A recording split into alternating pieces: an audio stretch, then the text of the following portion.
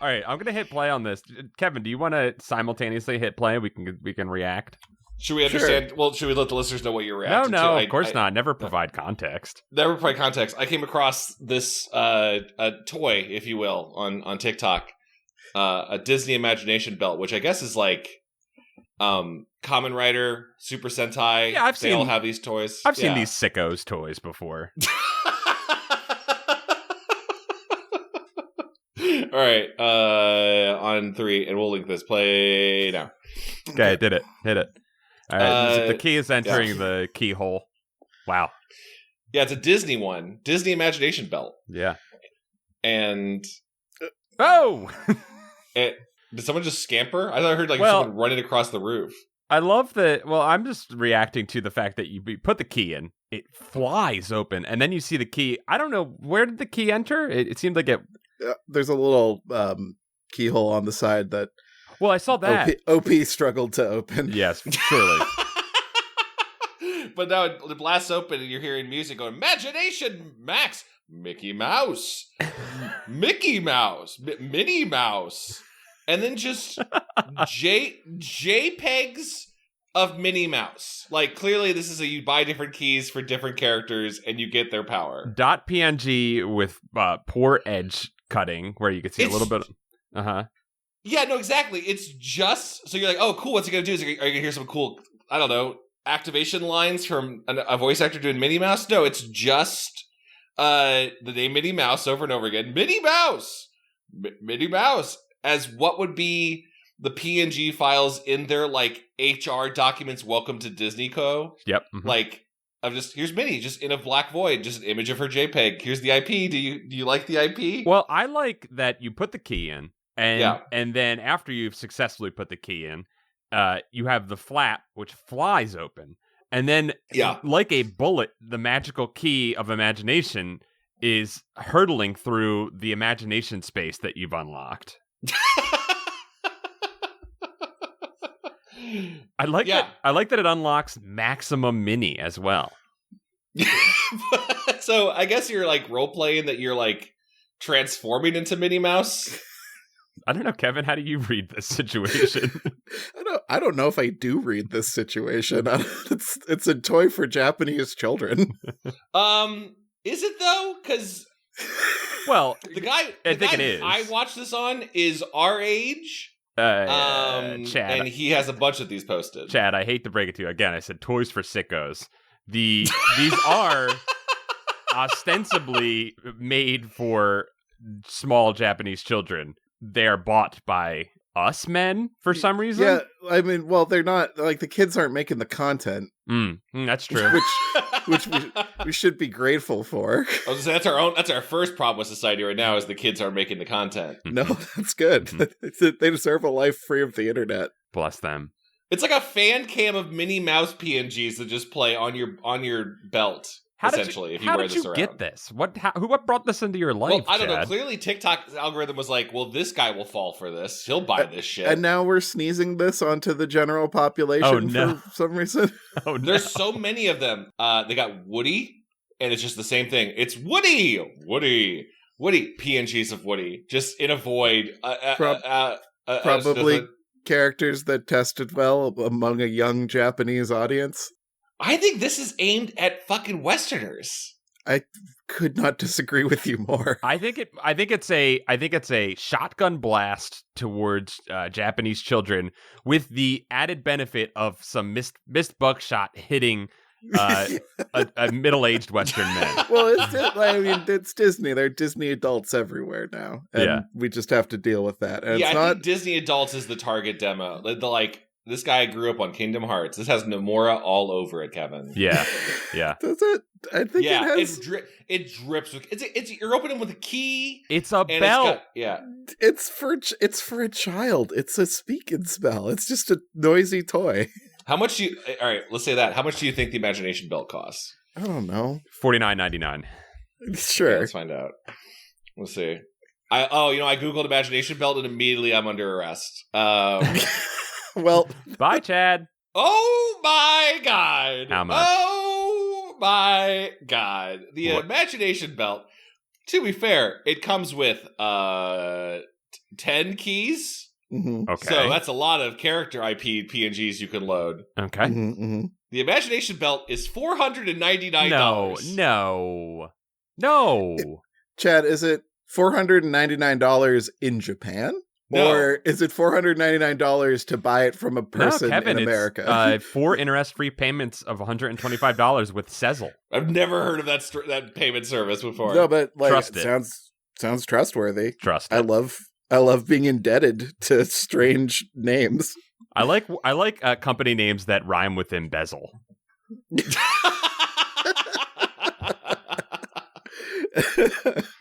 Yeah, I trust that. I feel like it needs worth saying. I understand that this is not the first toy belt, right? Like a friend of the podcast, been a while since he's been on, but Alex Octopimp. Mm-hmm. He's a big Kamen Rider, Super Sentai fan. Uh-huh. He's got 20 of those from that show. Now, what makes him want the belts?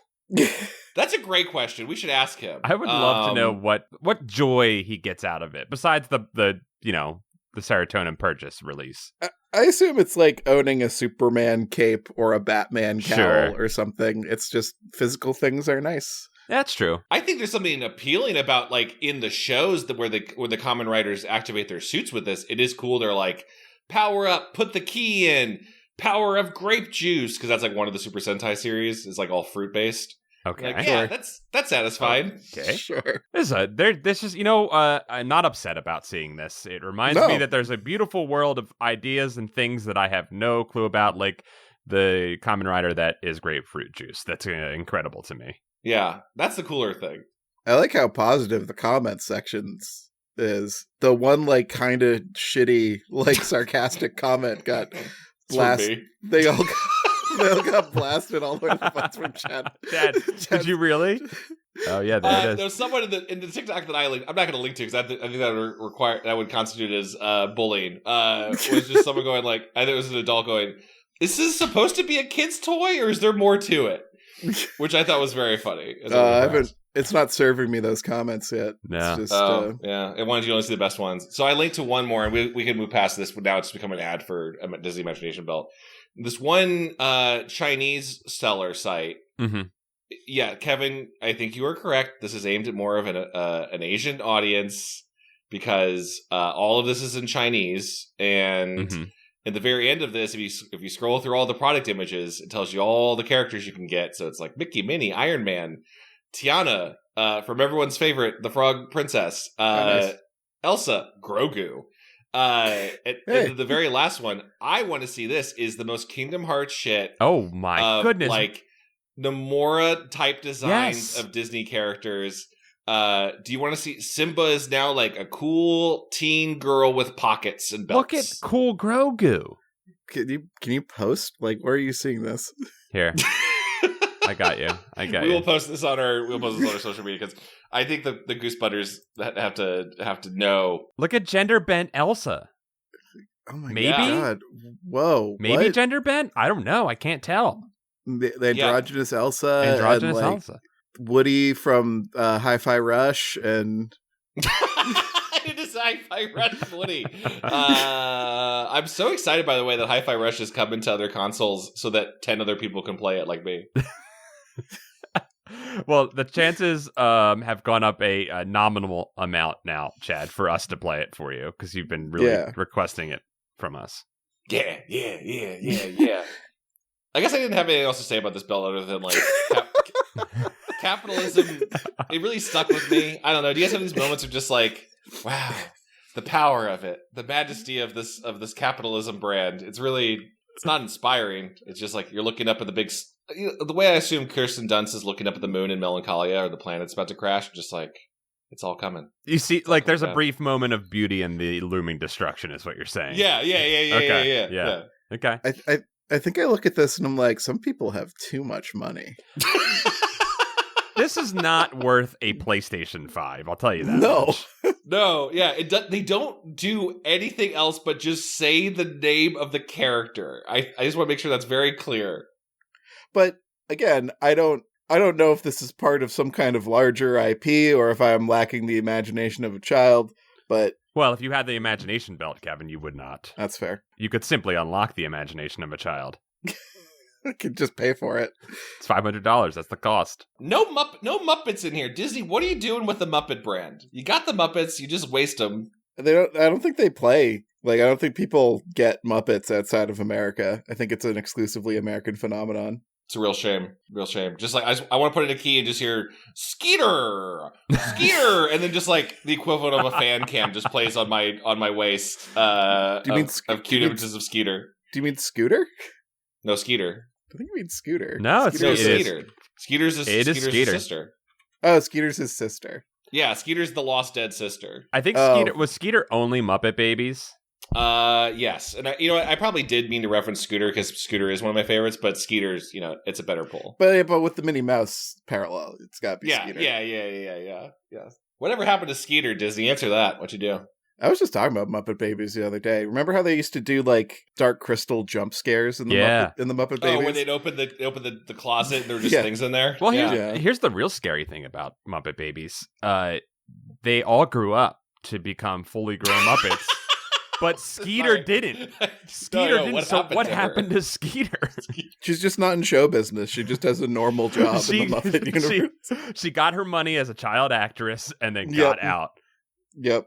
She's like Clue from So Weird. Just like figured it out. I'm not going to be an actor anymore. I'm going to do real estate. Well, so what's also interesting is I'm looking at the Muppet Wiki because of course I am. I'm on there too. And Skeeter did come back in the Muppet Babies reboot that they've been doing. She still hasn't grown up. She still hasn't grown up, so she still exists in a timeline of innocence. Something happened into adulthood that Skeeter didn't make it. But I don't know why I don't know why you look at Scooter and you're like girl version Scooter. I don't know why you type that in. I don't know. They're not to diss Scooter or anything. It's just, don't you dare diss Scooter. Scooter's great. He's just trying to put on the show as best as he can. But do you really need a second Scooter? Like, what? Why not a second Rolf? I do think that there was a second Scooter on the grassy knoll.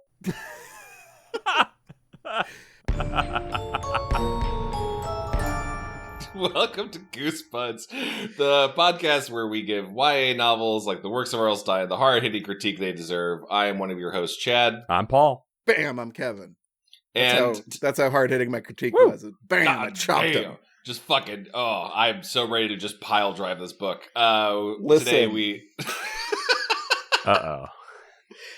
This might be my favorite Goosebumps book. You're insane. You're just saying this.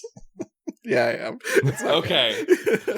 I couldn't put on the clown makeup for this one, guys. I'm sorry. This one's abysmally bad. It's a safe place for if everyone wants to ever like any of these books. It's a safe place to do so. But just like this would go against everything I know about Kevin if he liked this book. Yeah. What's the book called? Monster Blood for breakfast. So this is the third of the Goosebumps Horrorland series. We're tying this universe together. The Horrorland's the key to all of it, but not really. Monster Blood, one of the iconic IPs on the Goosebumps belt. Yep. This would be one of them. Yeah, this would be Monster a key. Blood. This would be a key, and it would have a really, really cool alt character. I'd put this at number 2 under Slappy. Monster Blood. Yeah. Well, I'd put Horrorland second. Yeah, I think Horrorland. And then Monster Blood. Yeah, I think I have to put Horrorland up there. And then also the iconic, he was never in anything but the skeleton boy. Curly. Curly. Skeleton, yeah. Curly, yeah. I mean, Goosebumps dog, probably up there as well. Yeah, Goose Dog. Goose Dog. Goose Dog's like he's like a non-canonical. He's canonical, obviously, but he's like he's like if you're really a goose head, he's on your Mount Rushmore. We never found out what was going on with that Goose Dog from the show. What made him? I mean, obviously a floating G made him evil, but what's his story? Don't type into your search bar Goose Dog real. You don't want to know if that's real or not. What happened to him was the fully unlocked imagination of R.L. Stine hit him. I want a Goosebumps belt, and one of them's just R.L. and it's just like images of just him barely smiling, just rapid fire on my chest and just going, yes, this is good. I feel protected in the real world. That one picture of his face where he's half smiling, looking at the camera. Well, you know exactly. You can call it to your mind right now. I know you both can. The first time I ever meet my partner in heaven, I don't know why I'm meeting in heaven. I'm like, watch out. And then I have belts. I bought 10 of the belts. And I activate all of them at the same time, and they all just go off screaming IP. You're wearing that Lulu from Final Fantasy X dress, and it's all Disney belts. Yeah, it's all Disney belts. Now we started Horrorland a while ago. We've been kind of slow rolling. We really don't want to keep going back to it. It feels like we should be so much deeper into Horrorland by now. Chad, you said 3 books in, and I was shocked that you said I that. was also stunned. Yeah.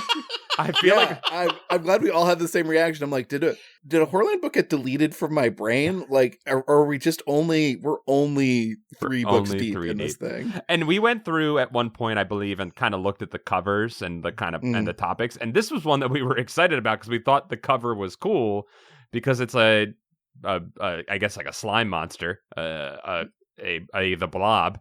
Of monster blood, eating a child whose hand is holding what looks like a Fruit Loops spoon of cereal, and it looked really. Yeah. We were excited for this one. It was a good cover. Yeah, fun and kinetic, but not Tim Jacobus like. No, it felt like its own thing. No, these new books, I think it seems like the majority of them. I'm just making aren't Jacobus. They couldn't get. They couldn't get Jacobus for this. Yeah, surprising. But I do like the art on the majority of these Horrorland titles. I think it's good. These are Brandon Dorman. Yeah, Brandon Dorman. And if you look through his covers, he's got some good stuff. Yeah, I like the bright colors, and that's about all I have nice to say about this book. Yeah, this book fucking sucks. Like, it's just really bad. So it saddles us with just a terrible asshole of a character for the whole thing, and not that isn't like evocative of like being a kid. Kevin, but this made me question what reality is, and how I am supposed to be experiencing this because I was reading it and I was like, fuck, I hate this kid. So we meet a kid named Bradley Wormser in this book. Our main character's name is Matt, and his sister is Livy. But the main antagonist and main character of this book ultimately is Bradley Wormser. Might as well just be the guy that we're following because we can't escape him the entire time. He's up there with Slappy for like villain. Yeah, like, he is a terrible, terrible creature, and all the more horrifying that there's nothing supernatural. And I about hate him. to say it, and this is why it made me question reality, because he sucks, and it makes reading this book so hard. But I gotta tip the cap to RL. Yeah. He did it. He did it. He set out for it with an evocative choice, and he evoked. And it pushed him into realms that he would not have been allowed to do 10 years ago. Like in Goosebumps 2000. Yeah. Well, we get violence in this. We get shoving and fighting. Between kids. We get property damage of teachers. Yep. This book. Like, okay, yeah, the beginning is bad and the end is bad. But in the middle, there's like a weird glimmer of how was RL allowed to do this? This shouldn't be allowed. I was like... Oh, we're like the anime romance tropes or something? We'll get there. We gotta slog through a lot of Wormser nonsense. But back to Matt Daniels, this is never well realized, but he's described as a scientist athlete kid. Like, he's... Yeah, he is kind of amazing. He's kind of my character from Pretend Friends, Davil. Yeah, he's kind of Davil, except Matt is also said to be really popular and charming. Yeah, which Davil is not. Davil is not. He does not excel in social scenarios. Yeah, Matt is not said captain, but seems to be the star of the swim team. Yep. Which already puts this. I feel like when you have a swim team in your school, you're already kind of like a more higher end. Well, you have to have a pool. So yes, you have to have a pool, as opposed to a poor school is just a hole in the ground with some water in it. You just make kids kind of jump in. Yeah, I used to be on a swim team. No one gave a shit about swim team. Like, no one came besides the parents. It's not really fun to watch. No, it's not. No, it's not. It looks like it would be fun to do. Yeah, swimming is fun, but watch it because like we made a job out of watching people swimming. It's called a lifeguard, and it sucks. It'd be like if you were watching a Smash Brothers tournament, but you couldn't see the screen.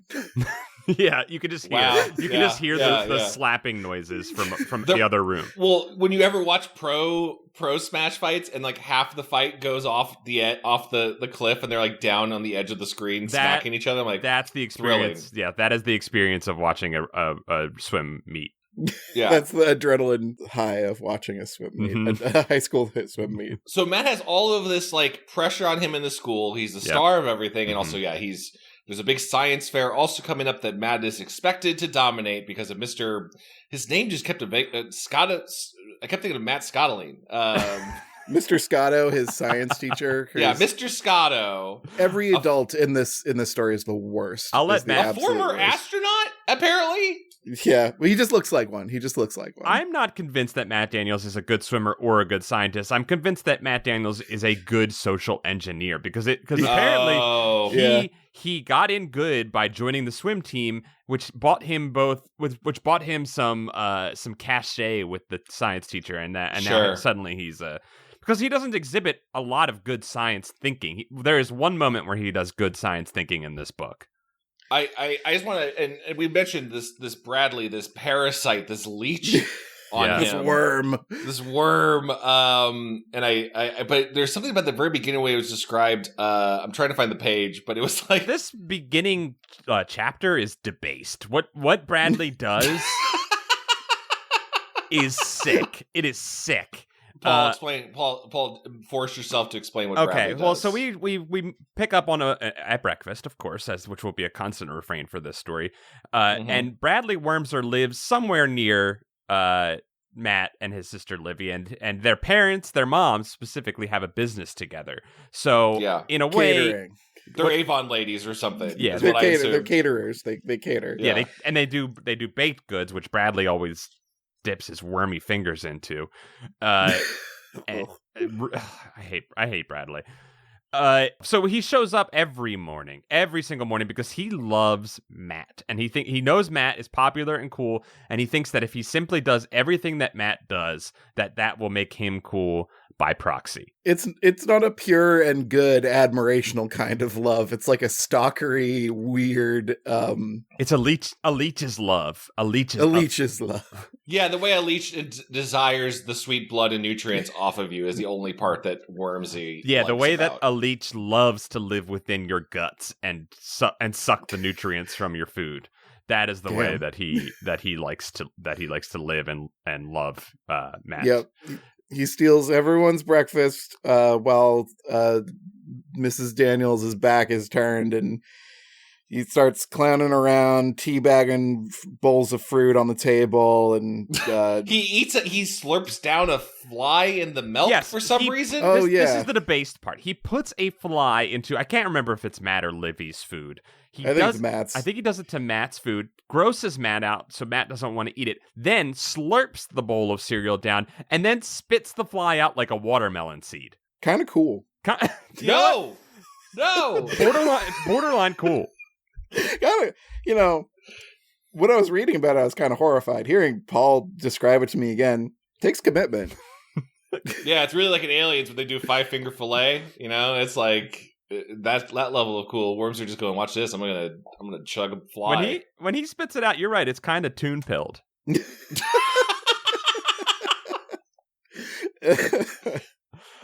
I hated the sequence. I think this book is good. Honestly, no, it's getting better the more we talk about it. Yeah, this might be a good one. This book is nonstop. That awful trope in these books of the parents don't listen or don't believe. Yes. Yeah, that is the worst part. So he does the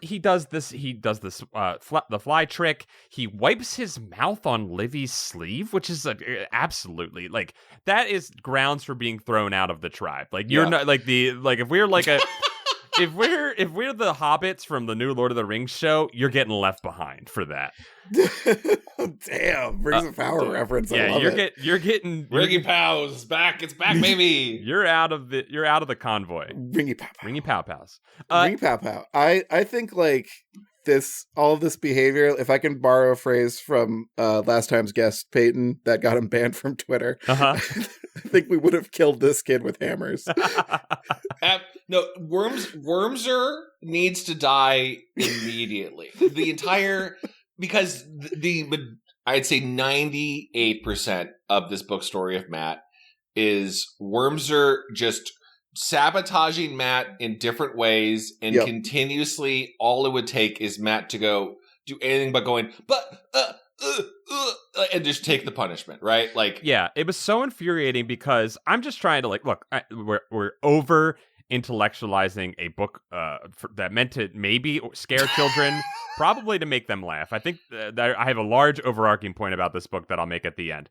But I think that what really bugged me was that the mom is with her children all day long, Matt and Livy. Matt and Livy, as portrayed at the beginning of this book, are very good children. They do well in school. They go to school on time. They get themselves ready. They do their chores. They do everything right.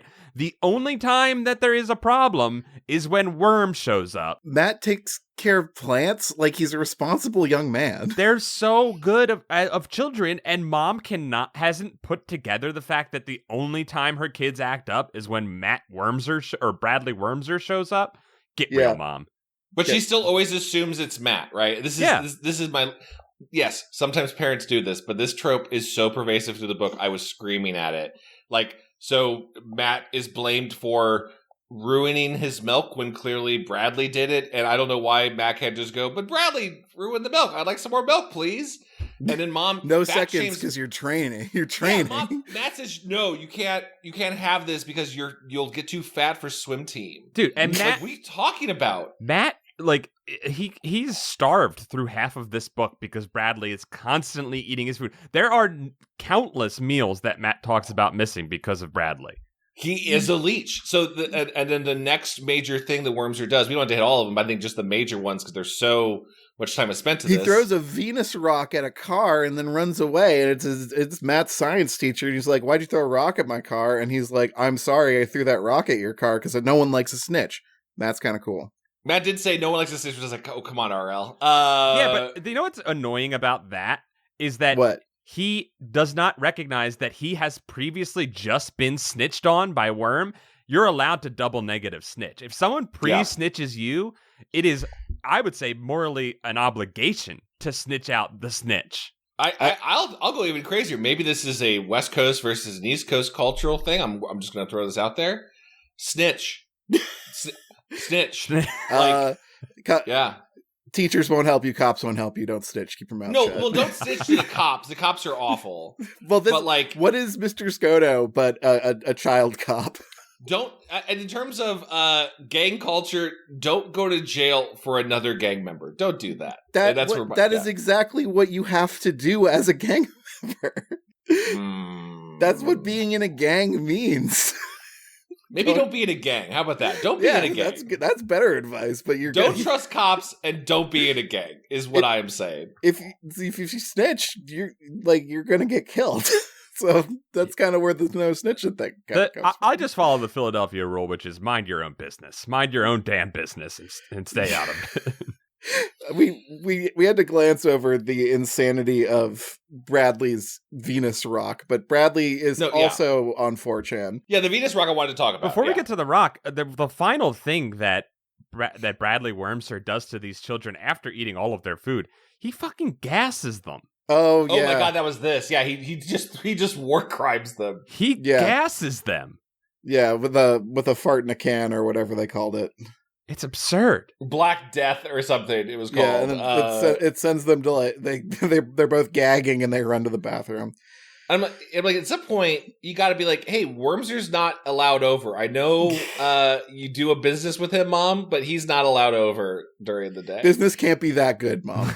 Yeah. So this idea, and it goes throughout the rest of this book, that the two major events are the swimming event that Matt has to compete in, and the science fair. There's the big science fair, which the stakes are decent. I think it was like you get $500 and a paid trip to space camp. Yeah, it's big. Do you think that this is a commentary on how standards are higher for children of the 2010s than they were for children of the 90s or 80s?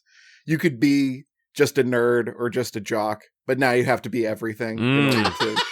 You're giving it so much credit, Kevin.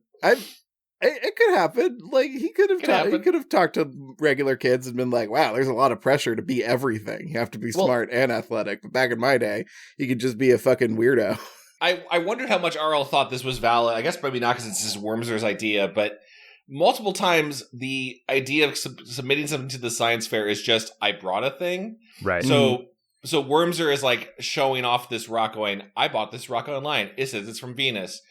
I'm going to win the science fair. Not even I'm running studies on sampling it or anything. It's just, I bought a rock. Boom, I win. He tries to pay to win. Yeah. Yeah, he tried to buy his way in, I guess. And then, and Matt was like, hey, if you look really closely, it goes, made in China.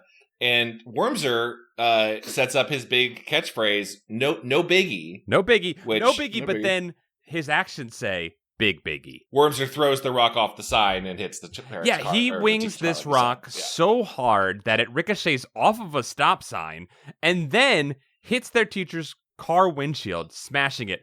To ricochet off of a stop sign, I don't know about you guys, but I feel like this was a thing where initially, as written, he threw that shit right into the street at the car, and they were like, "You can't. That's repeatable behavior. We can't have the kid do that. Make it something physically impossible, please." Oh, and at the very least, Wormser should be playing for the baseball team because, damn, kid's got an arm. Yeah, maybe Wormser's cool. I agree, Chad. Maybe. Yeah, and Matt takes the fall. I don't know. I guess it's just the snitch rule, but Matt takes the fall for Wormser, even though it's justified. It's going to doom everything he cares about, the love and care of Mr. Scotto. He really wants to go to science camp, but he's just going to take it on the chin. And then later that day, he does have a little social capital to burn with Mr. Scotto. Mr. Scotto does give him this is warning number 1, bud. Yeah. I'll see if my insurance will cover it. If not, I'm going to talk to your parents. Yeah. I did right here to echo Peyton's hammer killing tweet. I wrote right here that I would not hold it against Matt for committing murder in this book. And little prescient there from all of us. Mm-hmm. We can feel we can feel that violence is the answer when he's exhausted all possibilities. Yep. And what the next Bradley incident especially got under my skin, where they're in science class and Bradley is loudly cheating off of Matt's test, and it's a very uncomfortable scene because breath is mentioned a lot with Bradley. Why is Wormser whispering in his ear going, yeah, there's some good answers? Why is he saying that? Yeah, and why does he say you're going too fast? Why does he say that, RL? RL, why does he say that? So they both get caught. They both get zeros, and Wormser. People are gonna think I'm making shit up, but that's in the book. This book is written. This is a first draft that made it through. This one slipped right on through as a first draft. Yeah, the editor's like, you know what? I'm getting paychecks. Let's go. I'm investing in this big company called Enron. I'm excited. Well, this is 2008. Actually, Enron was probably gone. Is this 2008? I thought this was 2011. 2008. No, I was. Wow. Released in 2008. There's a moment later where Matt gets a text and I double taked. Yeah. Yep. Because in my mind, this is still 90s. This has still just been. I know. I had made a note at some point that I thought that this was way earlier than it was, and then I had to look it up, and I was severely shocked that we've jumped this far into the future. See, this is why I say Matt should have snitched, because this is a post 9/11 world. Mm-hmm. This is see something, say something. Wow. I guess I can't trust Chad with any of my criminal activities now that I know he's very pro. I would have thrown Wormser under the bus. Not even throw him under the bus. That's not the wrong term. Throwing him under the bus if Wormser was driving the bus. You know what I mean? I don't know if I'm just visualizing what you're Wormser's driving the bus, and I grab him and I take him out the door and I throw him under the bus ahead of time as it's still got momentum. It's Wormser's own fault for driving the bus. I would have told my parents about Wormser eating my cereal, because God, I love cereal. Yeah. I would have told the teacher that Wormser was copying off me and I didn't want him to, and let Wormser take that 0. Mm-hmm. And throughout the rest of this book, I was like, what do you have to gain? You're not in a gang with Wormser. No, he is not your friend. I don't know what why he's defending. Well, Matt is a morally and socially and he's an all around good kid. He's a good boy, and he takes it too far. I think there is also an undercurrent of sadness in this work that I'll bring up later. But I think something is heavily implied that binds these two families together, the Wormsers and the Daniels. Wormser's secretly his biological brother, but we don't know that yet. It's possible. Remember when Wormser steals Bradley's dad's shirt? His favorite shirt. Yeah. That is crossing the line. Yeah. Is his dad... Is his dad dead? Is his dad dead? Mentioned either... Or no. I think his dad is alive, because I think when they have the swim meet, it is mentioned that his father can't make it. I think. Because he's dead. We can't make us he's in the ground. Oh, no. She hasn't told him that his dad is dead yet. Sorry, he still can't make it. He's still away. No, the way it was described, it did feel like my dead dad's shirt that he gave to me. Yeah. What did it say on it? It was like peace, love, and freedom or something on it. It said something about big dogs and how you can move a mountain, but you can't move a big dog. It was a big dog shirt. It said, bark, bark, get in the back. I don't know what that means. Get in the back. Get in the back. I guess it's a truck. There's like a truck on the shirt. Yeah. Bark, get in the back. And the big dog is driving the truck. He's got sunglasses, his arms crossed. He's driving with his arms crossed. It says bark, bark because he's pulling the horn. The horn is a bark. Yeah. It's like one of those sexy mud flaps, but it's a big dog. But Wormser is like, oh, yoink, I'm coming. He just takes everything. Yes. He's like, didn't even ask to borrow it. He puts this cherished family heirloom, this big dog shirt on. His dead father's big dog shirt. He puts his knees up in it, stretch it out real weird. He puts his knees up in it while he's installing the Bonsai Buddy app of Monster Blood onto Matt's laptop. Oh my god.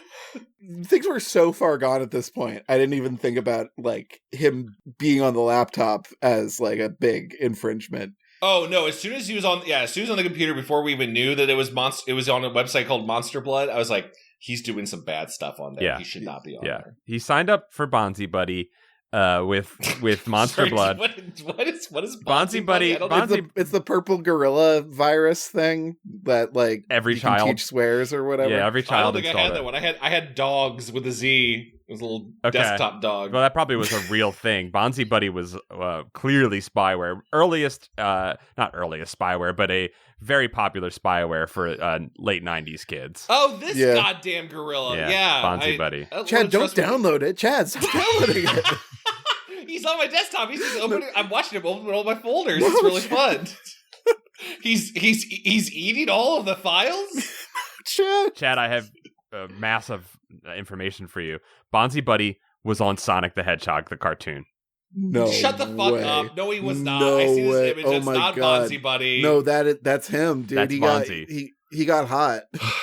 That's Chad. I know the writers of this show, and I could ask him about it. That's absolutely Bonsai Buddy. That is a heavily chatted Bonzi Buddy. I mean, Sonic Boom they put like a Chris Chan reference on their show, so I could buy that they put a Bonzi Buddy reference on their show. Bonzi Buddy got hella cheekbones. Oh my god. I don't like that. I don't like him being all purple. That's what he is. That's the most Bonsai Buddy thing about him. Grape Ape did it first, and Bonzi Buddy's coming for his IP. That's fair. That's true. You gotta protect the IP, guys. Disney Imagination belts. Bonzi Buddy is definitely Grape Ape slander. So he installs Bonzi. So yeah, Wormser installs Bonzi Buddy, and he goes to, I guess, just monsterblood.shop. Yeah. And orders it on his friend's laptop. Yeah, he goes to goosebuds.store anyway. So checks out the new shirts. Yeah. And then, so he leaves the laptop, and this thing constantly is saying now, enjoy your Monster Blood. Enjoy your Monster Blood. Matt is so pissed off, and he's like, I'm going to Bradley's house. To which Livy responds, and lest I say this is what we were all thinking in this moment, literally she says in the book, written with these words, are you going to hurt him? Can I watch? Can I watch? Oh, he also steals the plans to the birdhouse in this scene, right? I believe so. There's so many crimes. There's so many crimes. It's a litany of crimes. It is a rosary of crimes. He is going bead by bead, counting off crimes. And this is RL saying that any amount of cybersecurity you're doing is worthless if the criminal gets physical access to the drive. Yeah, social engineering will be your downfall. Yes. Yeah. To clarify the birdhouse beat, it is Matt has, I guess, shared with Wormser. At this point, I would tell Wormser nothing about my life. Yeah. But he has shared Wormser his own contribution to the science fair that he's sure going to win is a birdhouse with a microchip in it that will regulate the temperature and blast nice air, I guess. He made an air-conditioned birdhouse. He made a tiny home for birds. With just one microchip, it'll do all of this. Well, this is not the most ridiculous thing microchips have done in the world of R.L. Stine. Very true. No, very true. No. Remember when they could hold a person's entire memories or implant memories inside of a person with a microchip? So it's funny, that is such a 90s, 2000s idea of tech that even in 2000... Oh, it's 2008. I guess we were still doing that, huh? Still... Mm-hmm. Still microchipping. Still microchipping. So Wormser, if he hasn't already, Wormser in his head is like, I'm going to do that science thing myself. Mm-hmm. I'm going to steal that. Yeah, we don't get that information, but we know, we can feel it. We can feel the theft occurring. Yeah. Because Wormser is like, at that moment, and Matt tells him, Wormser is literally just attached to Matt's brain and just like sucking on his head and going, num, num, num, num, num, num, num, give me those ideas. Mm-hmm. Yeah. Yeah, he's a mind. It's pretty person. cool. You're making me like him, Chad. The book again. The book is getting better as we talk about it. It's not. No, it's not. This is kind of where my notes start to deteriorate a little bit. Yeah, I mean, this is where Iggy and Spike show up. This is where like the goons from the Super Mario Brothers movie show up. Uh-huh. What were their names? Ring Fingers and Spider Tattoo? Yeah, that's right. I do like the appearance of goons. Like, because this is 2 books in a row we've had a pair of goons. Like, There were skeleton pirate goons dressed up like photographers in the last one. But Iggy and Spike over here, they aren't doing it for me. The monster blood does finally show up, and there's a brief struggle, and Matt just pins Bradley to the floor and says, "You're not eating poison, Bradley," because Bradley wants to eat the monster blood to get super swole. He should Matt is just too good of a person. Let nature take care of itself here. Let Bradley eat it and die, Matt. Let him die. And also, monster blood shows up in the mail, bought from a website of some sort. Maybe it was Silk Road, but it shows up in a plastic egg. Yeah, which feels like RL was trying. Like, these are what toys are. It's like a silly putty egg. It makes reference to a silly putty egg. Oh, I missed. Okay, that's what I was thinking it was doing without them ever saying it. But it was like, so they'll never say this in the book. I guess they're alluding to it a little bit with the thugs who showed up, who are like, "We need to get back that thing you bought." Yeah, but they never say why or what they are. But like, there's an Etsy store that someone's selling monster blood from. You know what I mean? Like, and like Ball Boys t-shirts and. I don't need it all explained, but it was so easily bought online that I'm like, so monster blood must just be out there. That there's someone's got monster blood and they're like scooping it off and putting them in eggs and selling them online to kids all over the world. But Chad, you would be right if that were actually what were happening. But even the Men in Black that show up to take back the monster blood are a cliffhanger misdirect. Or misdirect. Yes, a classic RL move. They're nothing. They're just there to show up. They said we never should have sent it to you. I mean, that's on you guys. We'll find out later that they're only there because they wanted to return the gas attack can which probably was deadly, and they are, I guess, I don't know, some toy company. Maybe it was the Boogaloo Toy Company. Okay, I'm so glad you brought that up because re-listening to that episode, I was like, why wasn't it called the Bug-aloo Toy Company? Maybe it was? Maybe. And RL was like, no, it's too smart for the kids. well, that was Randy Johnson. Rand, sorry. That was Randy Johnson. Randy Johnson. He stopped after his illustrious pitching career. He started writing children's literature. After he killed that bird. Was that him that killed that bird? I think it was. He couldn't He needed to put some good back into the world after he killed that bird. He's like, I've perpetrated horrors that I must right. I shattered a bird into feathers. He blew up. Poor bird. Poor bird. The bird incident. Hey, so the thugs are a misdirect. They have nothing to do with this story. Monster blood is real, and some gets on Matt's plants, and the plants grow big, and he has a nightmare about. Is it a nightmare or a waking reality, or something goes on during the middle of the night? Doesn't matter. His sister gets a hold of the monster blood in the night and puts it in Bradley's breakfast to prank him. Yeah. But Bradley sees this, switches the cereal bowls, and now it's young Matthew, who has the monster a big old snotty glob of monster blood coursing through his veins. Yeah. And things begin to escalate. Yeah, and real quick before we get there, this is a super nitpick, but it was a really strange sentence, and I just need to run this. I don't know if you guys stumbled on this.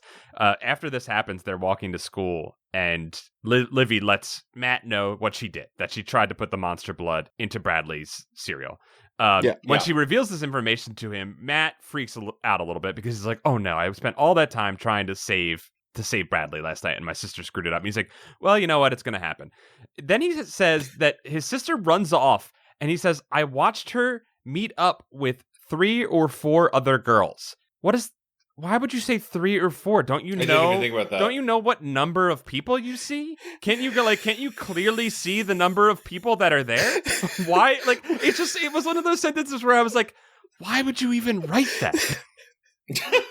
What does that even mean? Like, well, maybe one was maybe it was 4 people, but he couldn't identify if one was another girl. I don't know.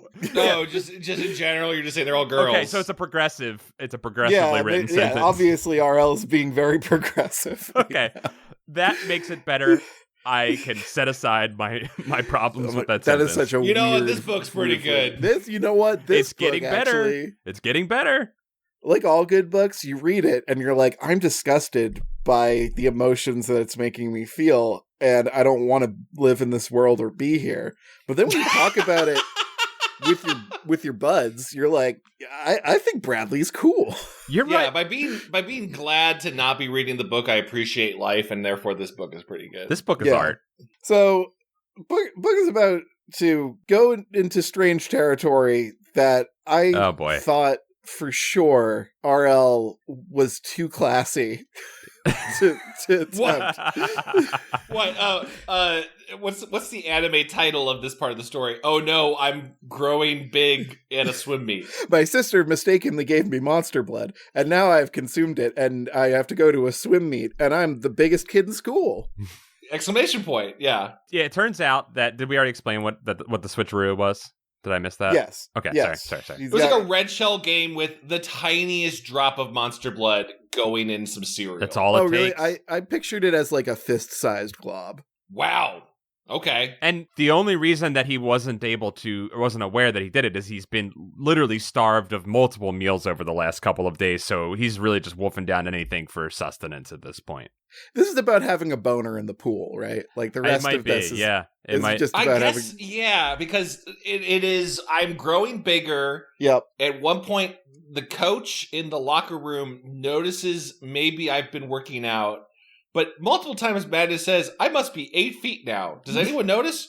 No one notices. This is insane. It starts in science class, because during science class is when the information is revealed to him that he has eaten the monster blood by accident. And he, as he's leaving class, has trouble getting out of his desk, which implies that he grew a decent, noticeable amount, right? Also a boner metaphor. I would be like, we have to skirt around this. Like, I would advocate for us, like, skirting around this as like a thing we talk about, but it's not subtext. No. This isn't our weird interpretation. No. This is like surface level boner talk. We have our first naked child. Yes. In a book. This is a naked child. This is a naked... All right, let's build up to the naked child, I say, realizing there's an audio recording of me saying this. Matt gets in the pool. He is talking about how he's like standing in the deep end but still touching the bottom, which is such a fun kid idea of like, oh my god, I can't believe I'm getting you're also skipping over that he just thrashes everyone at the swim meet I thought that was beforehand. I thought that was, like while he was no, I think this is important. Important because he starts in the pool, right? Yeah. Which I will be able to put on my I used to be in a swim team thing and be like, this book did no research. Okay, go on. For this entire thing to work, Matt talks about how he's in the water and he's like hanging out with the other kids, getting ready for the match to start, and he's trying to hide that he's just underneath the surface. He's a Hulk. Yeah. And he Does says RL think people swim vertically? Does RL think that's how people swim? They're like dog paddling vertically in a swim meet? Because what I was imagining in a swim meet is a bunch of horizontal people competing next to each other in a way that you can very visibly measure where heads and feet are at. I guess if you're kicking up enough foam, you could hide the length of your legs, but still it would be... But it's like because he needs to not be seen by all the people there, he is under the water this whole time. Right. And then when the match starts, he kicks off the wall and goes, it's a small but important thing in any swim meet. In the Olympics, you start by get out of the pool. Yeah, you jump in. You dive in to begin. You jump off the blocks, and it was the worst part of me. I never could do it right. I would either belly flop or go straight down and hit the bottom. I just couldn't dive at the right angle. It takes very hard. It's a lot of commitment to get to that angle. A lot of commitment. I can't swim, Chad, so you're far ahead of me. Is this big on the Kevin lore? We just found out he can't swim? I cannot swim. Wow. Have you ever wanted to? Yes, but we can't get into maybe on Camp Goosebumps we can't get into why though. But yeah, so this is already inaccurate how any swim meet would ever go, but it needs this for the plot. So Matt is in water the whole time. Yep. And yeah, he absolutely destroys everyone. Well, so I feel like this was the whole book was a bit of a fugue state, but I feel like this chapter in particular was very fuguey because he starts out, he can feel himself growing. He realizes we completely skipped over the fact that he feeds one of his plants the monster blood and it grows massive. Oh yeah, Kevin briefly said something. Okay, I'm sorry, I missed that part. So he mentions that he feeds it to his plant, right? And that when he watered his plant, he accelerated the growth, and he realizes that he has jumped into water. And his scientific mind goes into hypothesis mode, and he hypothesizes that he is going to grow faster within water. It is true. This turns out to be true. He's growing while they're having this match, like while he's racing. Yeah, and he's winning. But then there's a point where his body gets so big, I guess it becomes monster blood logged or something. And he's having a hard time moving. He starts to sink. Do you remember this? Do you remember this part? What is that? I'm glad you brought this up, Paul, because I think what's happening is he's become like those little dinosaur sponge pills that you put in water and they grow big. Love those. Yes. Now, if you'll recall, those things float and then they absorb so much water that they sink. I think his body is getting all the mass from the water, and buoyancy is determined by how much water you displace. But would a giant man not float in the water if the water is big enough? Well, here's the thing. The giant man probably, yes, Chad, would float, but we also must remember that his body is infused with monster blood, which is now logged. The blood itself has become coagulated within his own bloodstream, and it's but it was like a drop water. Or a fistful. It was not a lot of monster blood. But I think it was a fucking fistful. And I think what's happening is he's absorbing the water and like he's taking on more water, which is making him less buoyant. Yes. That's what I think is sure. Here. Like he's like a big old sponge somehow. Yeah, like a dinosaur shaped sponge. Yeah, I think the monster blood is taking on the water within him and is But here's the thing. He slows down, but then he still wins, and it's never really explained like what happened to his body that changed. I guess he was just It doesn't matter. It doesn't. I thought they were trying to do a fake out of like, oh my god, is Matt going to lose the race? No, he's not. No, it truly does not matter. But there's this part where he gets like weighed down, and again, it feels like a first draft. It feels like maybe there was another part where he almost drowns, but they couldn't have that. I don't know what to make of this. All I know is that he wins, and then they're like, well, race is over. Get out of the pool. Next race. And then his swimming trunks explode off of him. They explode off of his body, and he is naked. We have our first naked child in a Goosebumps book. Yeah. Somehow no one saw him paying attention to him getting out of the pool, even though we just skipped over. He set a new record. for the entire swim league. But he's able to just get out of there and trips away as his pants break. He sets a world record. Do they say world record? He sets a world record at his first swim meet. It's absurd. In my head, he's got a big, giant, muscly Hulk body, but his head is still child-sized, so you have a sense of scale. Yeah, I kept picturing he just kept stretching. Like, he just kept getting, like, longer legs. Like a Stretch Armstrong. Yeah, I imagine him, he's like Susan Strong. He's got, like, a little tiny... tiny child head, big, massive, V-shaped body. So here's the fun... This happens a couple times over this next chapter or two, where he's like, will I be able to escape the pool while naked? And he thinks about it for a bunch of things, and then the next chapter begins, yes, I did it. And that's it. Yeah. Yes, I did. No one paid attention to me. I just got away. He goes into the locker room, and he gets a bunch of towels together to cover his shameful bits. And then he's like, you know what I gotta do is I gotta go into the girls' locker room. Because he thinks that if he blow dries himself, he will shrink down. Do we think that men's locker rooms had blow dryers? Maybe. I don't think. I didn't even use the showers in my locker room. Yeah, I never touched those showers. Yeah, fuck that. Oh, sure. I ain't getting sweaty. Mm-mm. All of this, I can be like, yeah, RL, this would happen. You know, your clothes would explode off of you. There might be a higher probability of there being a blow dryer in the girls' locker room. Sure.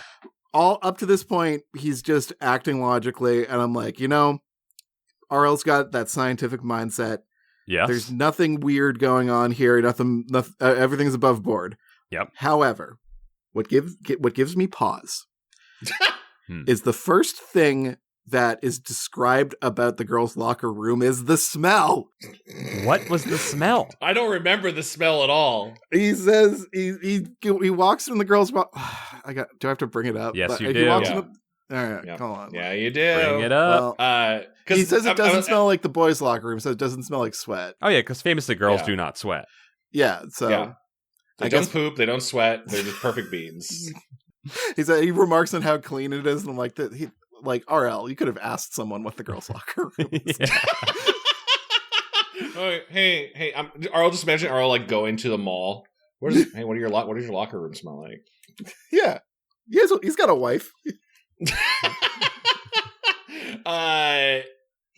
But despite feeling as bigger as it is, there is no real tension here. There's multiple, I call them commercial breaks, multiple chapter breaks. But the girls never see him. There's never an awkward encounter. It's someone he liked. Hold on, the girls come in. So like he does the chapter ending where he's like, could I sneak across into the girls' locker room?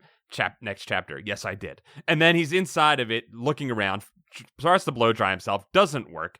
Here's two girls come in, and what do they say? It's like, what are you doing in here? And you're supposed to believe that it is them talking to him. And then it's like, no, I was hiding. What are you doing in here? Oh, I left my bag. And then they leave.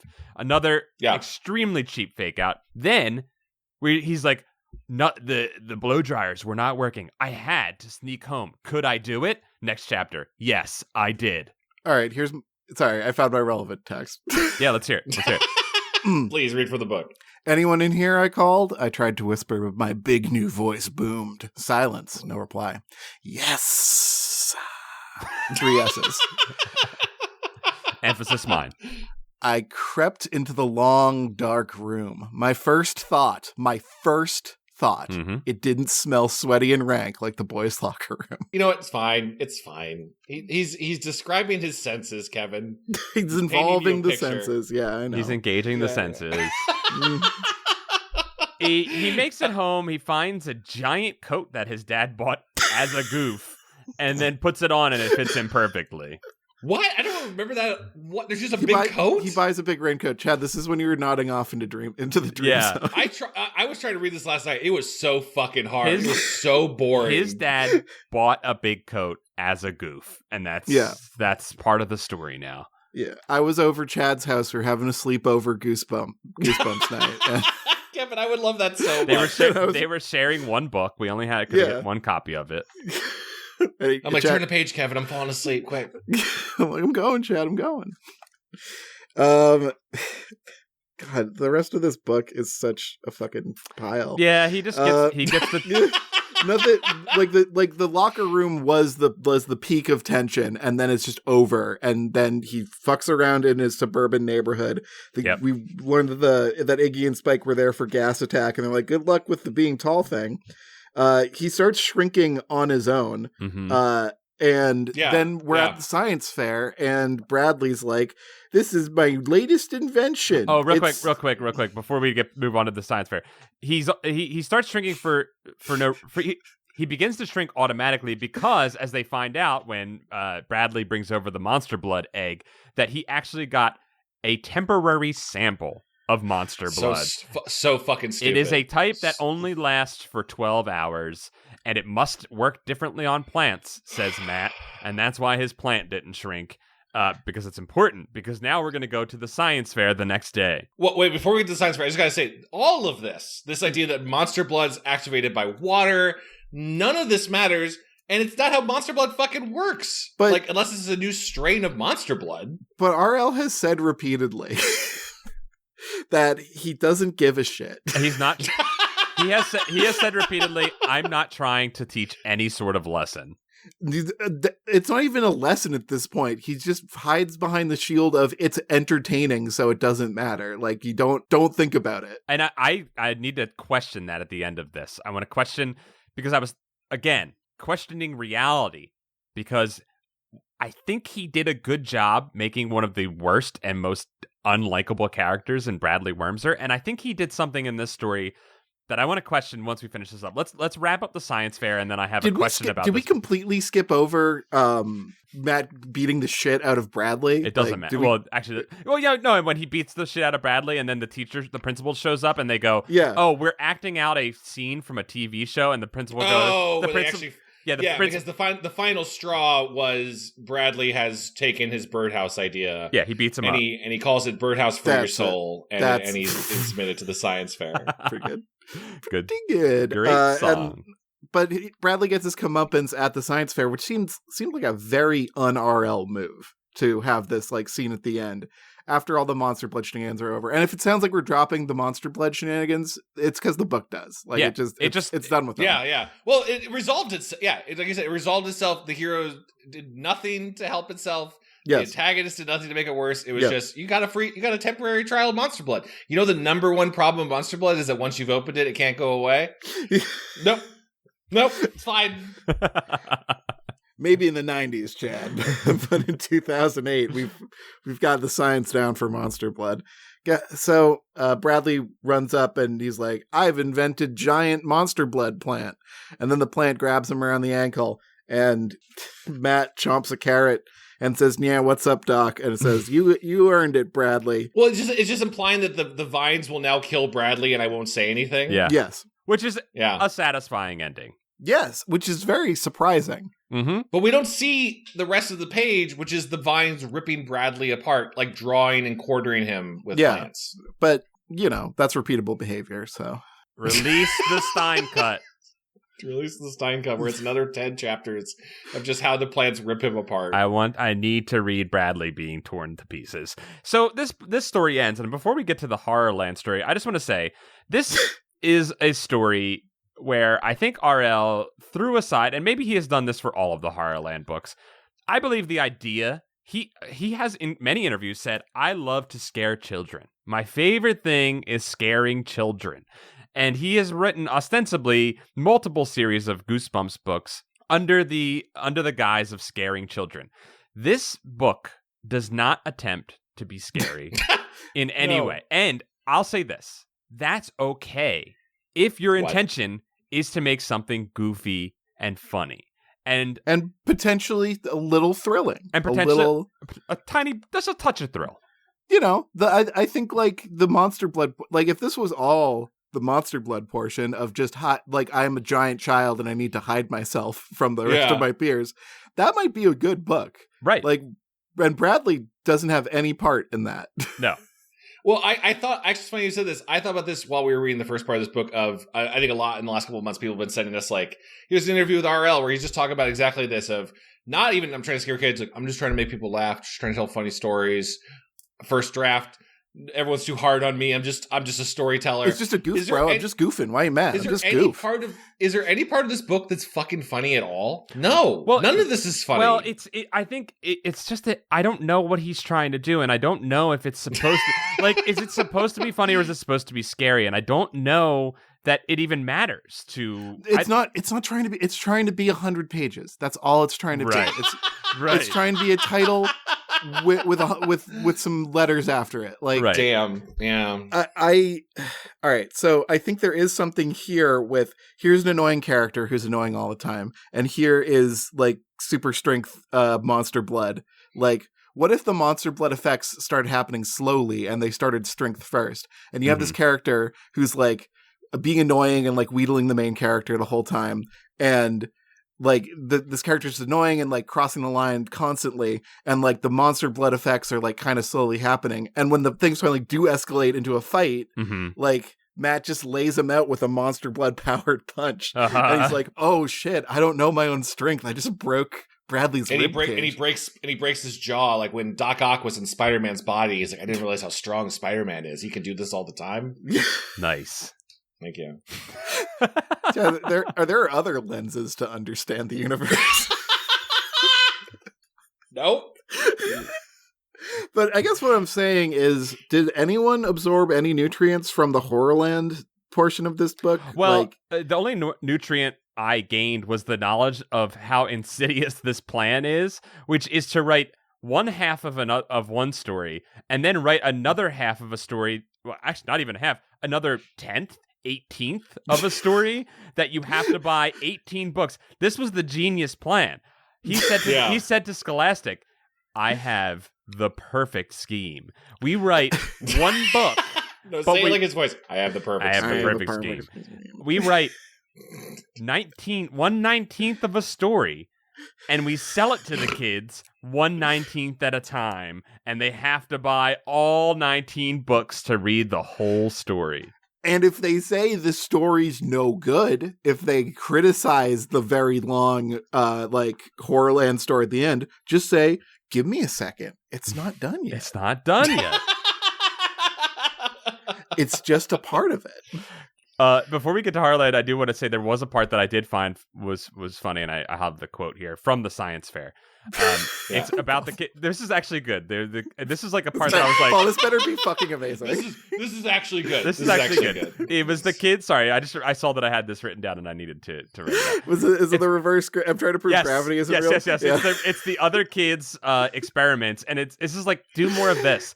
You're goddamn lucky that is great. She was attaching a water hose to the back of a tall plastic box. I had to ask, "Sean, what is it?" She didn't look up. She concentrated on the hose. "It's a waterfall that flows up," she said. "I'm trying to prove that gravity doesn't exist." "Cool," I said. I moved down the table. Cool. Another kid was slipping batteries into a complicated metal contraption. It looked like an insect with a dozen legs. "It's a self-destruction machine," he told me. "When I turn it on, it totally destroys itself." That is fun. That's funny. Why wasn't that the book? Make that the book. Make it be all science fair with all funny things. I'd rather hang out with a dozen of these science fair nerds and their horrible projects. Yes. Like make it like a science fair arms race. Like make it so like it's a school where the science fair is like hyper competitive and kids keep making horrible doomsday devices. I love it. And Monster Blood is one of these kids' secret weapon to make it happen. Right. Or something. Exactly. All right, listen. I don't care about the Horrorland part at all. What is there to say about the Horrorland part? Not much. Well, the problem is that we can't say much because there's not much going on because it's only 1/19th of the story being given to us with each book. Someone's invisible. Let's recap that. It's Sheena Deep from the last book. And her brother, whatever his name is. Billy Deep. Chad, if you can give me a synopsis of what happened in this Horrorland part without looking at a wiki. Yeah. Well, that's not fair. Well, that's not fair. Okay.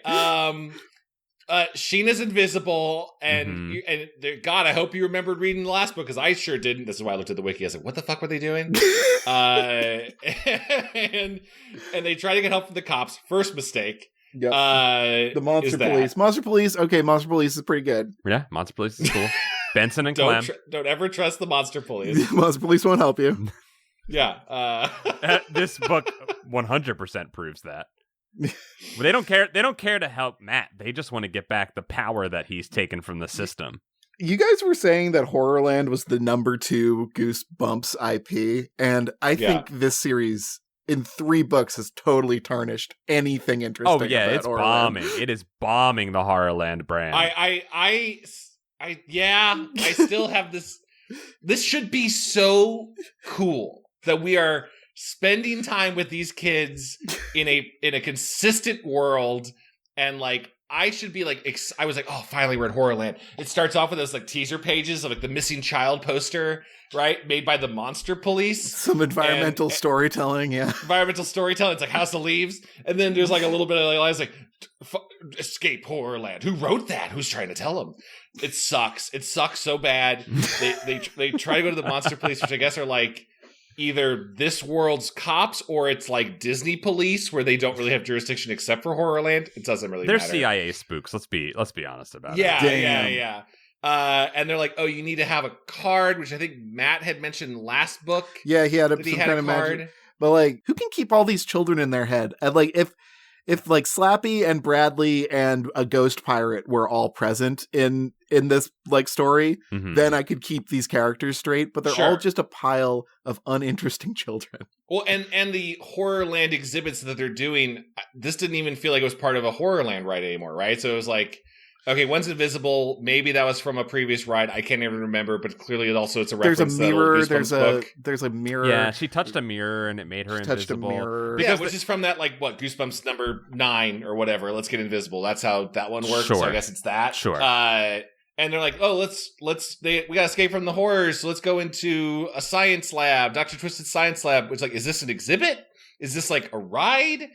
Is Horrorland is falling apart as a concept with these because it's like, I don't know. It just anyway. I'm glad. All right, I'm glad I'm not. I felt like I was coming into this really hot, but like, yeah, I couldn't do anything but skim and take really shitty notes. They just harumph around for a little bit. There's really nothing going on. Hold on. There's something that happens here in that. So they, I don't remember how they. Monster Blood is opened, but it's like not Matt. It feels like Matt should be the one to do it because like he has experience with it because it's like he's learned. I don't remember how Matt got here. I guess he just got an invitation in the previous book. But I think the only interesting part of this entire story is I had to look up again on the wiki. I thought we had met him before. We hadn't. Byron. Yeah, he's been mentioned. He was the one who gave the key card to Matt that gives him ultimate power within the park. And Byron is a monster man, or is he's a horror. He is a buff horror. I didn't know he was a horror until I looked him up in the wiki and I was like, oh, he's a monster. He is a yoked horror. Cool. Is that his name? He has large muscles. Yeah. He's a big swole monster, but he's like trying to help. And he uses a mirror to Ghostbusters the Monster Blood into a mirror. Yeah. And Sheena's gone. And then Byron is taken away by the cops. So like, is Byron like a sympathizer? Is he a resistance member? Maybe something interesting there. Mm-hmm. The problem is it's being meted out 1/19 at a time.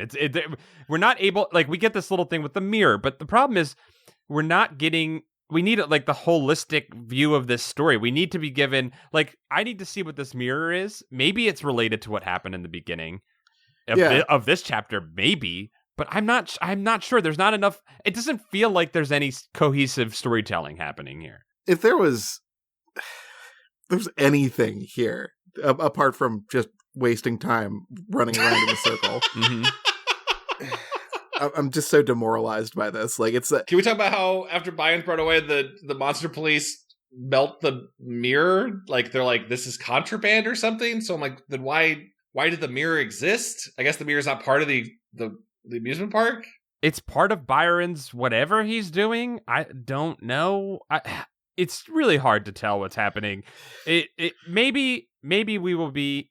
I don't know. Maybe what we should do is save all of these until the end and then read them as one. I don't know. That feels unfair. That feels like giving him too much credit. Yeah. We could. I feel like I'm already kind of doing that. Like, I'm just barely putting in the effort to read these last segments because I don't know. I can't do it anymore. You can't take it in. I'm so tired. You can't take it in the information. It just doesn't really mean anything. Yeah. It makes total sense from like a gotta buy them all perspective. And now like RL gets to write less of a book. Mm-hmm.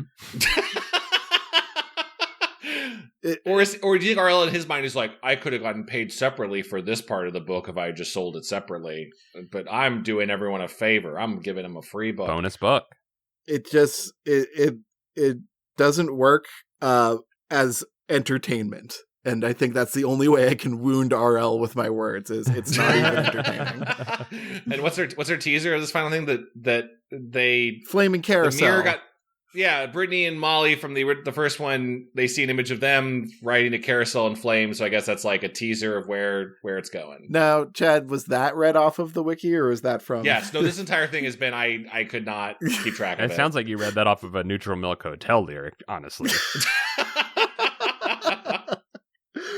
Well, that's been a buzz. That's been a buzz. I'd say one of my least favorite of these ever. I think so because the story feels so... It doesn't feel necessary in any way. It just kind of just goes. But I will say that what has made me question myself is the fact that Bradley Wormser is the suckiest kid we've encountered so far. Yeah. And he did a good job writing a sucky kid. And I think that was his intention, and I think he succeeded. So I must give the props to RL for that one. I'll pull a Paul Ritcheyism. Neutral experiences are the worst. Indeed. And this was a bad experience, but that did make it a little bit funny. Like, I was disgusted enough to be awake until the Horrorland portion of the book. So, yeah, this sucked, but it wasn't boring. Yeah, well, okay. Until the end. No. Okay, like it was boring to read this on my own. But as soon as I got together, I think, and it's to put a little bit of like a credence to what we were saying about it, the book is getting better. The book became better and more fun to interact with once I was talking to you two about it. Yeah. Because it was bad. Sure. So if you don't have anyone to talk to, please, for the love of God, don't read Goosebumps books. Well, you need to if you want to enjoy these books, you need to make a podcast with your friends where you can talk about them. Yeah. I think this was a bad book. I'd put it lower in the tier. Yes, it's bad. It is bad. It is a bad book. Yeah, so far, Horrorland has swung and miss on... I mean, Creep from the Deep at least had some funny moments with the pirate guy. This was Monster Blood, guys. This was supposed to be... Chad, I hate to say it, but I don't know if we've read any good Monster Blood books. I thought maybe I remember the hamster being good.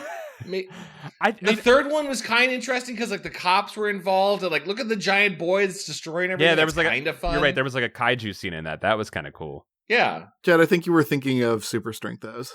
God damn it! How dare you bring it? That is in other things. I'm gonna find it. Remember when Monster Blood was slugs with kissy lips? I know, right? I was thinking about that this morning. Like. And that was stupid, but at least it was like, well, it's Monster Blood 4. We got to spice things up. Mm-hmm. This was instead... Did I read that one? I don't know if I was... Did you get to skip that one? I think this is my first Monster Blood. Is it? I don't think I got to... That's insane. I remember the Kissy Lips one because it was just fucking wild. I don't know if I was there or if it was just a very evocative episode. But like... That, and as dumb as that was, at least he's like, oh, now we're introducing blue Monster Blood. So your brain can start to think about what is the other variations of Monster Blood, like the Green Lantern rings. There's a yellow ring and there's a blue ring now. There's potential to go. Instead, it's green again. It makes you big for a little bit. It went backwards. In a way, and I'm going to give some credit to RL that I don't know that he deserves. I'm going to say that they Monster Blood has been taken, turned into a commodity, and watered down. Yeah. That's what I'm going to say is what has happened. That's really well done. It's been milked down. The looming asteroid of capitalism has come, and it looks beautiful.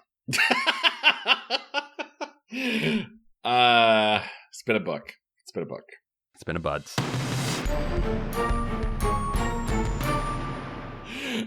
If you enjoyed this episode and you want to support the show enough, you're like that banter at the beginning about Disney Infinite Belts. That was great. I would love that for an hour.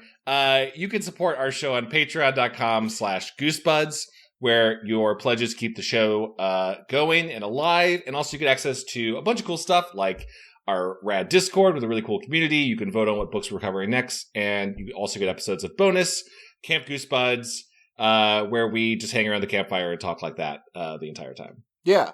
Do it. Other things in our to tell people about. Kevin, Paul, you got anything you want to throw at the folks? I'm running a game jam. If you want to join my game jam, go to jam.supertoystudios.com. I'm getting on a plane. I'm flying to Boise, Idaho, to do a game jam. You don't have to get on a plane. You can just do the game jam along with me if you want. It's going to be fun. Try it out. jam.supertoystudios.com. That's awesome. There's going to be some surprise judges. There are going to be some surprise judges. I wonder. Do you guys know? I wonder who it's going to be. Paul? It's going to be a judge. Yeah, Paul's going to. Paul, I think you have to recuse yourself as a judge. Why?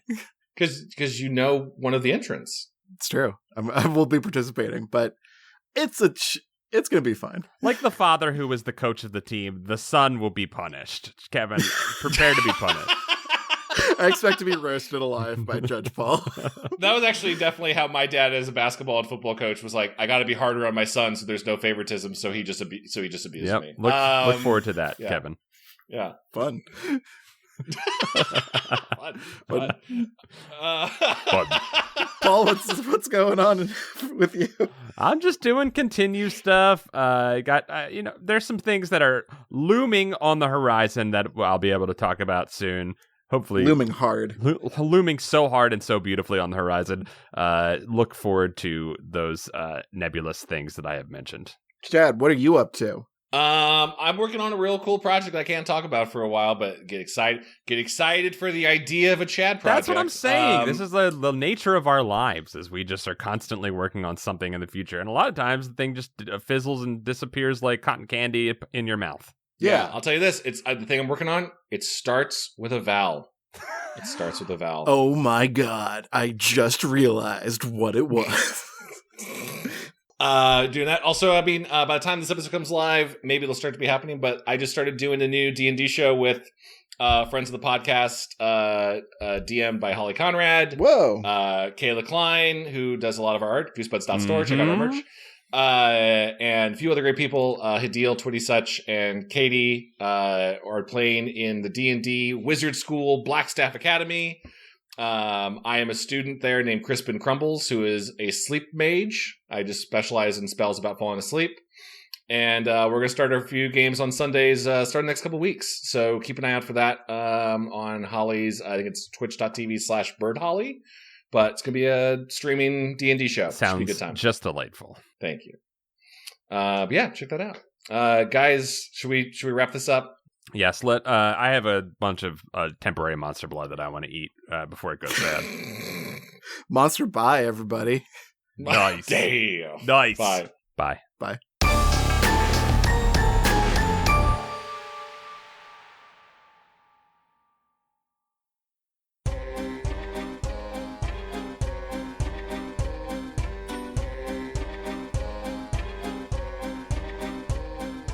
This episode of Goosebuds was brought to you by our lovely Patreon supporters, enshrined here forever in the Book of Names. The Book of Names. The Book of Names. We'd like to thank Stefan, Jive Turkey Kuwabara, Hollis Hornbeak, Low Belly Hate Me, Nathan Dolezal, Mike Lenteri, Mickey C, Michael McDowell, Hey Josh Robb, Cameron Murphy Audio, Buddy Morrill, Mel Dipson, Belcade, Afsheen, Dango Twists, Zenticles, Stealth Bates, Robert Moon, Brian Wells, Jason Crooker, Miguel Pardo, John Keaty, Clay Castle, Calf, The Juggalobalist. Rite Aid sucks and is committing fraud. Fuck Rite Aid. We're an anti-Rite Aid. We're like Wrong Aid. Gregory D. Ward, Cody Redfield, Bradford Coulter. Why are you sad? Aiden is taking karaoke suggestions. Kiss from a Rose is the best one to ever do. Pony. Oh, dude, I don't think you can do pony in a bar like that. People are going to just start fucking. I don't know if you can do that. I've seen some live pony performances, and it's hot every time. Probably don't want to take it out of context that you've seen some live pony performances. Clip, clip.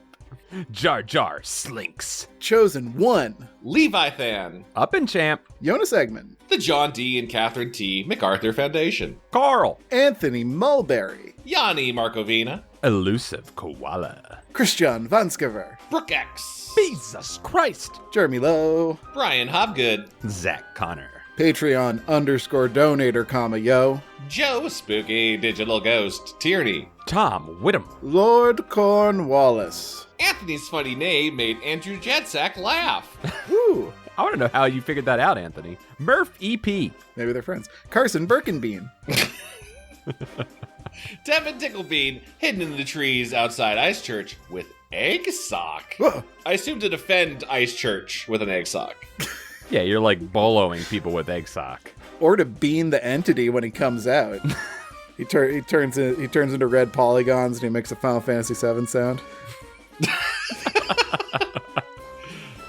Sean Minogue, next time you fill out your name, please put a Final Fantasy sound in for us to make with our mouths. Rushy Glenn. Wiggle it! Luke LaFountain. Matt McClellan. Chip Handsome. Alicia Grave. Tanya Turtle. Juan Jalapena. Timothy Misodulakis. Reinfected. Keith Halcrow. Clay McCarty. Ham_boat. The Crow Fence, but seasonal. Raymond Hernandez. Matthew Sutton. John Barber, Snip Snip Snip. Sarah Kemp. Jonas Blotterman. Jeff Coffey. Kelsey Kinnaman. Russell Kasberg. Xavier Jimenez Castillo. Scotty Pippin. Crispy Tricus. Flemily. Tobias Clark. Dungeon Kappa. Zach Weir. Limp Duck. Ice Descendant Hamster in the ice part of the ice. Descendant. So it's like digging down there. Yeah, he's not an ascendant. He's a descendant. I guess that's he's wiggling his way down there. Yeah. It's cool. Being lathed with water and slowly becoming one with the ice. Alex Moon, the robotic dog. Paul Grasso. Meet Virginia. Joe, regular name Scott. Luke Noodles. Zambambino. Hugh Bolin. Estamina, Lord of Paul's Pants. Chris, Sleepy Time Ghost Stick, Nelson. Streak. Kieran McNamara. Diet Soda. Just Lamb. Jackie L. Coleman Laguza. Nathan Remick. A pair of Scots. Need more kimchi? Levi Kidder. Getting frisky in the lobster biscuit. David Gray. Lee Wood. Reed Stubendike. Matthew Bertato. Bryce Dury. I finally escaped from Paul's vent because the bit was getting old. Bye! Oh, he's free! Goodbye! Jonas Enevoldson. Ma! The meatloaf! Joey Evans. Carewise Gamgee. Boni. Some of Chad's bird friends chirp happily at Canadian Ghoul. That's some good millet. Ooh. Joe Gorman. Cameron Hansen. A wild swaggy yellow squire appears. Burger's Wonderful World. Nicholas Maloney. Andre Villeneuve. Tiffany Lee. The Deadly Bulb. Generally depressing. Eric Horwitz. Thomas Jansis. Tacky Tammy. Mutant Astronaut. Lucretia McEvil. Ben Bohan. Henry Torbear. Bonerguard Epsilon Hamilton, a.k.a. Hambone, host of Radio Bone Air, you're on. Adam Knapp. Anthony rides the Black Unicorn, leading the Ice Conquest to spread the word of the entity. Everyone's doing way more work on Ice Church than we're doing. We got to establish some more lore if there's going to be Black Unicorn. It's interesting to see where everyone goes. Do we need a herald? Do we need an egg guardian? What do we need in Ice Church? Logan Derby. Germ Juice. Chick. Calamity Carl. Brad Schmelzer. You know, I'm not convinced that the Black Unicorn is working under its own will. Nick Johnson. You saying mind control is happening on a Black Unicorn? Do you know what their fucking wisdom saving throw is? Callum, Mr. Misfire West. Could be like a spell of binding. Skeletorin.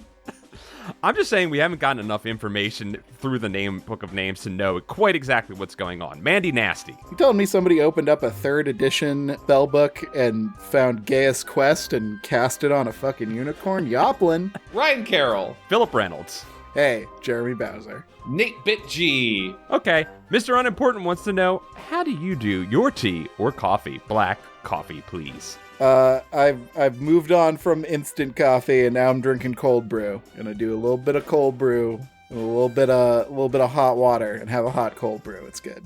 Yep. cold brew with some chalky milk.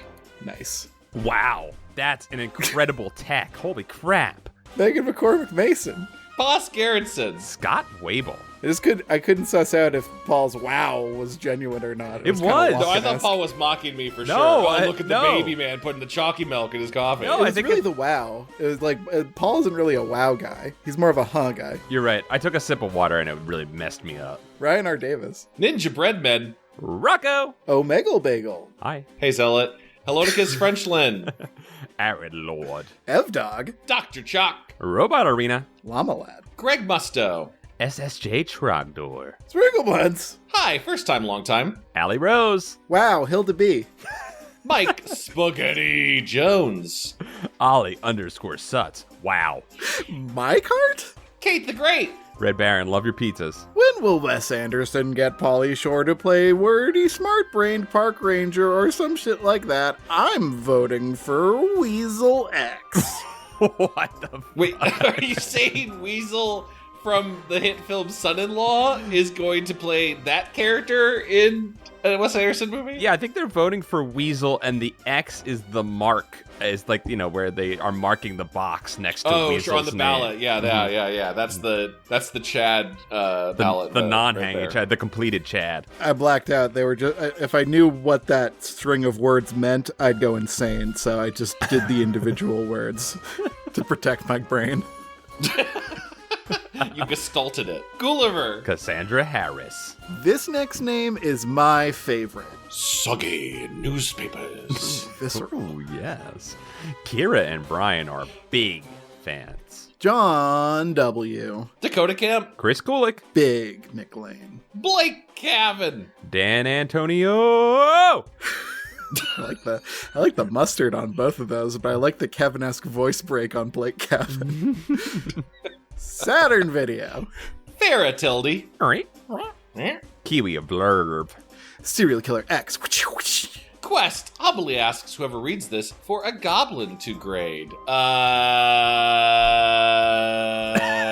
just saw a clip from Clash of Clans where there's a bunch of goblins and they were just stuffing them in a turret and you could see all their butts and there was like butt animation. I'll send it to you, Quest. Don't worry about it. Don't worry, it's coming. Jesse. Cole Gleason. Chris Curto. Michael Malloy. Kit Bush. Jesse Boggs. Sierra Sin. Kyle O'Neill. Over the Moon. Dennis Wright. Cameron Gansveld. Rat IRL. Goon, like a henchman. Cahoots. I appreciate the clarification. Matt Septar. Greg Gervasi, aka Vita Zen. Chris Callahan. And the Voodoo Death God. Ooh. Wonderskin. Tan your hide to make some Wonderskin. Chad rips the world apart with a single wet fart. Tonight at 11. Oh, I don't know if I like that one. Brody Danza. B. Anthony Stoker. Anthony Rodriguez. Wonderskin once again. S. Max de la Fontanelle. Just a alpaca acquaintance. Jeff, big baby, and his wife, not a big baby. Cool. Doglips _ Kajoyan. Wow. Taraku, the thing that goes doink in the anime. Wow. Robert Holden. AKA Cyberbully. Blue Gunge. Tron Legacy 3D starring Paul Ritchey as Cora. Nice reference. Deep cut reference. Good ref. Spencer Y. Daniel Hirschberger. Blarben. Wow, Starship 9. Oh my goodness. Shadowheart Gun D Tyrannosaurus. Wow. Wow. Triple wow. Logan Kilgus. Bosferatu. Greb Comics has become a slug. I watched that anime. Chris's Casa contains 5 canines. Wow, that's a lot of dogs. Problem Child 2 on DVD. Canadian Ghoul gives scritches and millet to some of Chad's bird friends. When did we start talking about millet? When did millet become a major part of this podcast? I don't know why millet's everywhere. It's an important grain. Up there with sorghum. My favorite grains. Kumquat Behavior Podcast. I gotta read this okay. one. Okay. Breaking news. Oh no, we've R.I.P. I hope this isn't real. R.I.P. Peanut Butter Gamer crushed beneath wheels of a sentient car while leaving his local Goodwill. Oh shit! I hope that's not true. Is that a reference to something, or did he die? I don't think it's true. I think he's alive. He has a lot to live for. He's a father now. Kevin, start it back up. Elodie. Melodies. Clint, Deer King. Angelo, Edward, Longton, Santone. The man so nice, we name him 4 times. Agents Miskatonic. Nail 7. Caleb Snyder, Grandmaster of Spells and Enchantments, pledges his wizard staff and ancient tome to Paul. Caleb, the war's over. Move on. Only Caleb. person with the pledge left. The war can start at any time. Just got to see where the black unicorn weighs in. Lubo Nuva. Brian, you dad. Herpy derpy drowns in dumb as shit sauce. Rest in peace. We should all be so lucky. Ben Flolios Sire. That's a wild card. You're allowed to say whatever you want for that middle word. Yep. Nowhere Lucas. Yeah. Brian Storell. C.L. Reagan. Bob Cabbage. The Shrekronomicon. Huh? Number 1 gnome. Justin. Jolly Old Jules. John Farrington. Brian Coyle. Let me know if you're the one I know. Jaybird. Let me know if you're the one I know. Taylor Garofalo. Garofalo? Yeah, is that how you spell it? Garofalo. Taylor Garofalo. Be my friend, please. Well, we've all just known it through hearing it. We've never read it, so. MC Wright. Daniel Hirschberger. I think we already Danieled the Hirschberger. If you guys want to double pay, that's cool, but like, I don't know. But what's happening? Talk to us. Nat_Noah. Tig Ass Biddies 007. Nintendo 60 Jorts. Welcome to the Book of Names. Quinn. Get in here, crazy ass nipples. You're part of the family now. Welcome, Jorge Rey Navarro. Welcome, Jacob Leach. Oh, welcoming. Wow. To you, Danielle Lavelle. Thank you all so very, very much. We love you. Goodbye. Goodbye. Bye. Black Unicorn, weigh in. Tell us what happened to you.